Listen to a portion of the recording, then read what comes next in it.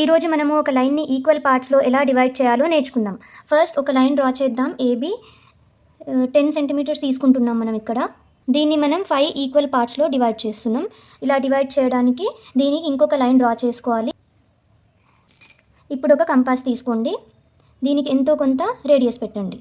మనకు 5 equal parts కావాలి. So 5 arcs draw చేస్తున్నాం మనం ఇక్కడ. ఏ పాయింట్ నుంచి స్టార్ట్ చేద్దాము.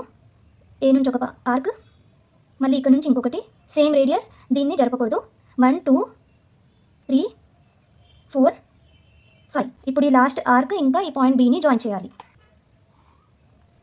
ఇప్పుడు స్కేల్ని ఇలాగే ప్యారలల్గా మూవ్ చేస్తూ స్లోగా మూవ్ చేయండి.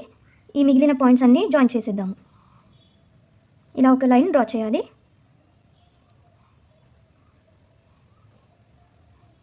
మనం ఇక్కడ చూడొచ్చు లైన్లో 5 పార్ట్స్ వచ్చేసాయి. 1 2 3 4 5.